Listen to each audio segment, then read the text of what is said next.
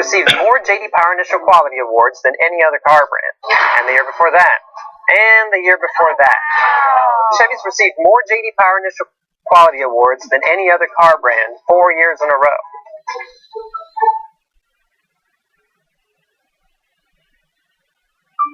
So I have two things people have always said about, and this is true, that the rules are set up to hamper anybody who tries to start a third party, and that's why people say it's a bad idea to try to start a third party today, because the way the system is set up, which it is set up to screw over a third party.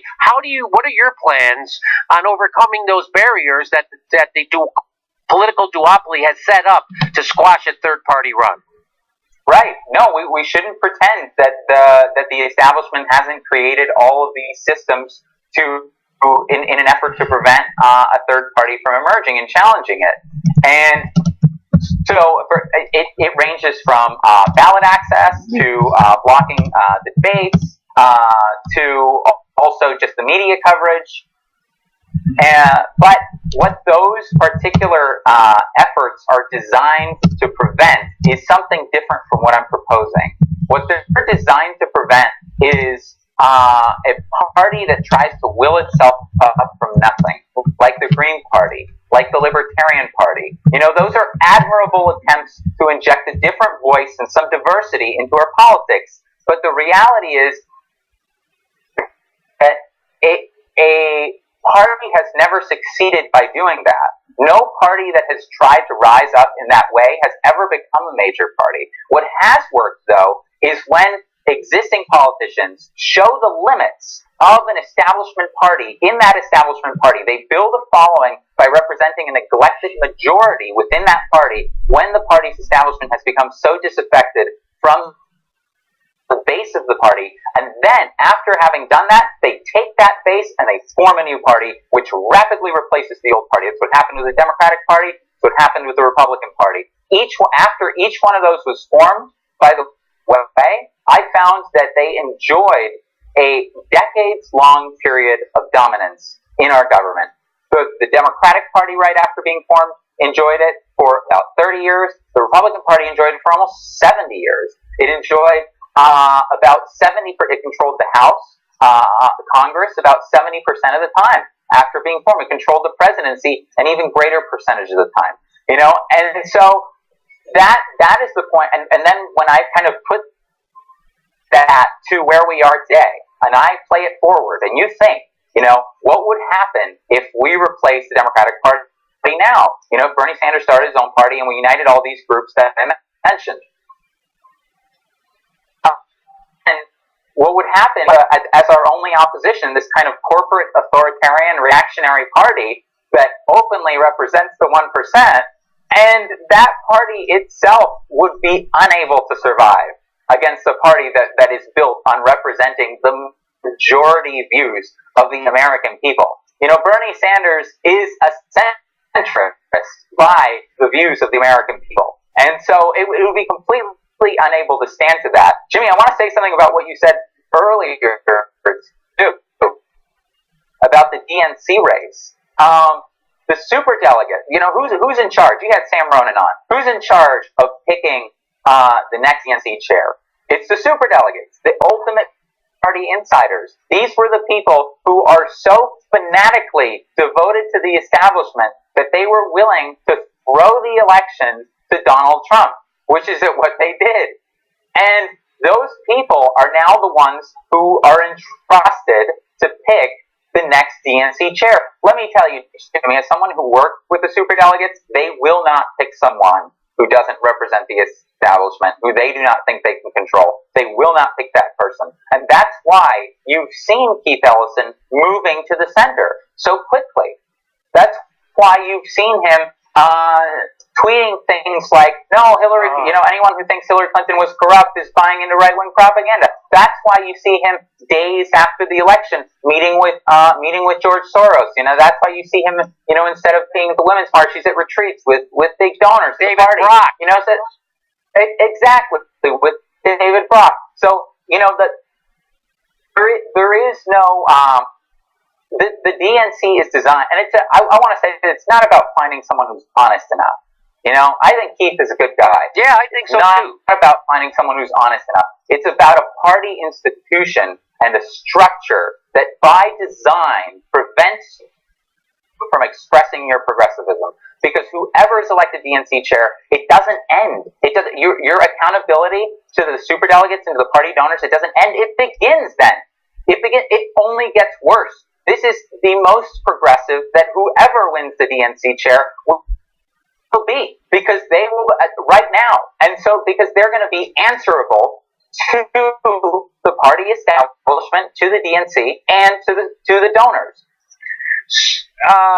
So what do you say to the people who say another problem with starting a third party is that the infrastructure is not set up? Do you know how much it costs and how hard it is to set up the infrastructure on every level, on a state level, local level, and they don't have a ground game and to get all that stuff? What do you say to that? Well, a lot of people have brought up the ballot access question. So ballot access, for example, is this, and so some people have responded by saying, well, look, it took the Green Party, like decades to get on the ballot everywhere. Well, ballot access, just every other barrier to becoming a viable national party, is a function of how much support you have. And that's what, and Bernie Sanders bringing millions of people across the country to those issues would allow us to address them in a way that the third parties right now, the Green Party and the Libertarian Party, could not. And so ballot access takes, for example, collecting in each state, the state-by-state process, thousands or tens of thousands of signatures. Well, we did that just to get Bernie on the ballot for president, And granted, this is a higher requirement, but I think that with Bernie's following, we could knock that out easily, So just let me interrupt for 1 second, Nick. You're correct. The problem isn't the enthusiasm in the electorate or getting the signatures. The problem is that you have to turn those signatures into the Secretary of State. The Secretary of State is going to be a member of one of the duopoly parties, right? The two, Republican or a Democrat, and they're not interested in getting a third party on the ballot. In fact, they're motivated to keep a third party person off the ballot. So what they did to Ralph Nader was they just invalidate all those signatures. And they'll just invalidate your petition, which they did in Ohio to Ralph Nader, and so they'll do it again. What is your plan to fight back against the Secretary of States? I think that the amount of support that we're going to have is going to be so overwhelming, and I think if they do that, and granted, of course, there will be efforts to do that, to invalidate signatures, it will be heavily scrutinized, but those efforts in the end are going to backfire, because they're going to show that the two-party system is oppressing, essentially, the rise of a party that so many people would like to see come about. I mean, even before we're getting on the ballot, there will be millions of people who support this. In some states, Jimmy, you don't even need to get the petition. You just need to reach a certain membership requirement, like in California. You just need a 1% of membership requirement, which means that we can just by naturally building the party, we can actually we can get ballot access. And so, yes, there will be effort. It will be it will be difficult, of course, but those efforts in the end are going to really expose the two parties, especially in blue states, the Democratic Party, and it's ultimately going to backfire in my mind. So you think your plan is how do you plan on convincing Bernie Sanders to do this, right? Because it seems to me you're right that Bernie Sanders actually is moderate in a sense, that it's just that the government that shifted so far right, it makes Bernie Sanders look like he's way to the left, whereas the stuff that he's proposing isn't even European socialism. It's just regular FDR New Deal stuff, right? So how are you going to get him to come along? I don't think he's a radical in that way. Is he? You know him way better than I do. So do you? And why? And if he is, why didn't he come along already? I think that Bernie needs to be shown by us beforehand that we want this, essentially. So it's incumbent upon us to show him that we are ready to do something like this. And so that's why I'm trying to build the popular kind of demand for this to show him. That's why Draft Bernie, is trying to do the same thing. That we're trying to show Bernie that, look, this is the point at which we're at the point at which we can do this. Before Bernie ran before his campaign, before his presidential campaign, it was not. I don't think we could have gone from that to a party, or to the Green Party. That's just too much of a leap. I think of this more in steps. Bernie had to expose the limitations of the Democratic Party and had to show that we can't we can't realize our progressive vision within the establishment parties. He had to show that, and he had to also create the kind of intellectual consensus that we now have about what the problem is. Before Bernie came about, that kind of consensus about that the problem is concentrated power in the hands of corporations, very rich people, donors, that they control the political system, allows them to rig the rules in favor in the economy. That understanding is now almost universal in the country. And so now we've reached the point. That was a necessary step. Bernie running in the Democratic Party, showing that it can't be achieved there. Now we're at the point where we can take the next step, and we can actually build a truly independent alternative. And I think that we have to show him that. We have to convince him. How do we show? What will be some of the concrete things that you can say? See, Bernie, look at the support you have. What would it be that you would show? Right. So we premiered a petition on our website, draftbernie.org. That's our website, and we've got a petition calling on Bernie essentially to start his own party. Once we get a certain amount of signatures there, we're going to deliver that to him and live stream it, take it to his office, and give it to him. And you think that'll work? I think it'll have an impact. It had when people were looking to convince him to run to begin with. Bernie wasn't certain if he wanted to do it from the beginning, and right. Then part of him wanted to do it as an independent, and part of what convinced him was seeing people who wanted to do it, and people calling on him wanting to do it.